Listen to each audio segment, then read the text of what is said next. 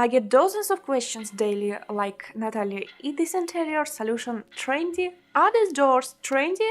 What about this sofa? Is this style actual today? What do you think about this wall color? I have resisted this topic for a long time because to me it seems that the majority of people get jumbled with trends and the current state of affairs in the world as best as possible shows the emptiness of those topics and makes people think about the essential things. I will share my opinion in a few minutes, but first I want to satisfy the interest of those who want to know more about interior trends, and then we will discuss how we can live in this constantly changing world without losing our mental balance. Let's start by discussing what is fashionable in 2020 and 2021. No, the arches are the trend. Interior fashion offers us the idea of moving toward arches, being like a crowd that bends everything on their way. Everyone curves as they can, not only in the interior but also in graphic and object design. Even artists bend their paintings in the shape of an arch. In fact, there is no serious reason to keep this trend alive for a long time. If before it was a necessary element of construction, now it is a recollection of this form or its reinterpretation. Terrazzo is another trend. It's a multicolored stone chip. Though terrazzo is more colorful and diverse thing for optimistic personalities. Actually, many people like this trend, the way tiles or surfaces look. I have clients who have picked this trend up and I have chosen terrazzo cushions, tiles and dishes for them. All of this suited their interior project. You can make a cool mid-century interior with such tiles. If you like this trend, you can make a pretty natural interior and add a sense of unity to it with the terrazzo elements or other colored details of a regular shape. Then, if you get bored with this trend, you will be able to easily change it. In the trend are colored glasses, colored shower partitions, colored mirrors, dichroic film and dichroic glasses. I find this trend really entertaining, though I haven't yet found suppliers who make bubble-free dichroic glass. Each of them offers products with unevenness or bubbles that appeared in the process of manufacturing. That means we have to wait. Since recently, the trends have been invaded by Vienna straw, which is used to make furniture, fronts and wall panels. It's very traditional weaving. Personally, it's not very close to me, but I've seen that many people are fascinated by this texture and apply it to their interiors. According to one of the color institutes, this year's color is the classic blue. Each year, when I hear this, I don't understand why I need this information. Do I have to offer clients only classic blue this year and next year another color? Every year I get this piece of information against my will since everyone reposts and discusses it. However, I don't get it how it works in the interior design area. You can spend 6 months designing the interior and if it's a big project, it can be finished more than a year after, and during this time the color of the year will be changing. And while you'll be finishing the project or renovation, it's no longer trendy. As long as you pursue trends, trends are running away from you. All the trends I have listed are of a temporary nature and they will not stay for long. These are not fundamental details, only take note of this trend if they truly inspire and delight you. Do not follow them just because it's a trend and if you feel that it doesn't suit you. Like I dreamed, for example, that the jeans and pants with the high fit will come back in fashion because they always seemed beautiful and comfortable to me. Now they are back in trends. Many brands manufacture such models and it is easy to find one for you now. I picked this trend up. You have to follow this similar logic about the interior. You pick up a trend if you like it much, not because it's a trend. In everything else, you must have absolute resistance to any external recommendations. It's great if you have a format and sufficiently stable taste in another visual area such as clothing. In that case, it will be easier for you. I'll share my observation with you now. I've noticed that people who tend to wear quiet, simple, monotone, and neutral clothes are likely to prefer minimalism. I can categorize myself in this category. My fashion philosophy is as follows: clothes must be single colored and with no prints, so it is easier to combine pieces. And you shouldn't have any brands on your clothes.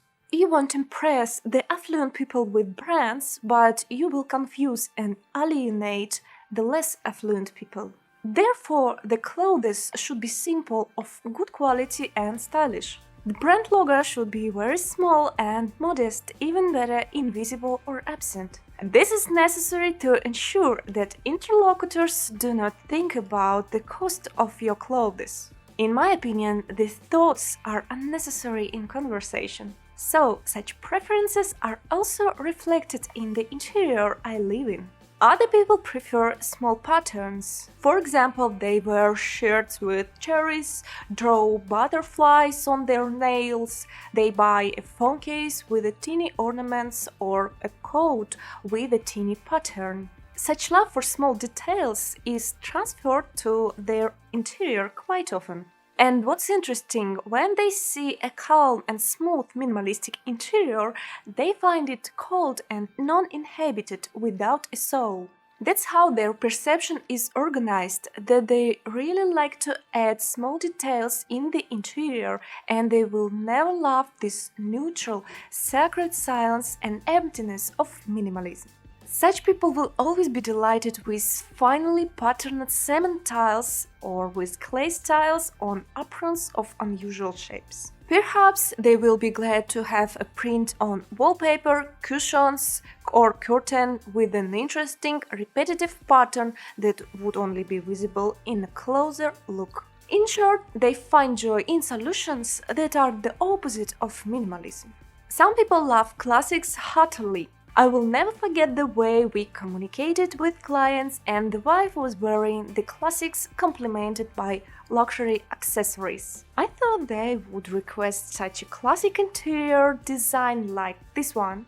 And she said, "Natalia, you know we want minimalism." I was surprised and thought like, wow, it is an interesting case. Then I looked at the selection of interiors she liked, and I realized that they actually wanted just a lightened version of Baroque that wasn't excessively stuffed. Since then, I've never focused on the style sculpt, only on the references first. I've noticed that women with long nails, sometimes even pointy ones, who prefer classic clothes often aspire to Art Deco. Another manicure does not indicate a reverse preferences, but this is the kind of style in a manicure that can give you a hint. Some people dress very brightly with an abundance of color.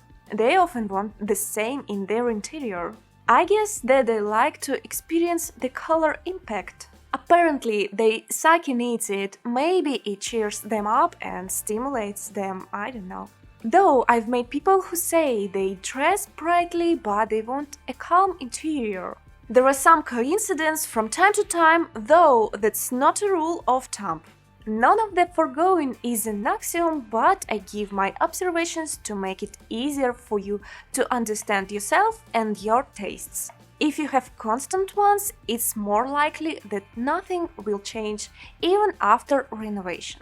Sure, sometimes people improve their taste during their renovation and then after they think that it would be better to make something more rigorous or more structured, and after the renovation they want minimalism.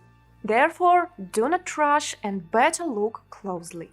Actually, the interior is the reflection of our inner world, so if you do not know what you want to see around you and just blindly follow the trends, you probably do not hear your own real self. I talk with different people about their tastes, with clients, students who are enrolled in the course, read your comments on YouTube, on Instagram, and I see that the situation when people do not understand what they want, when they like everything, and often the opposite things when they cannot understand their tastes and understand themselves, are very common.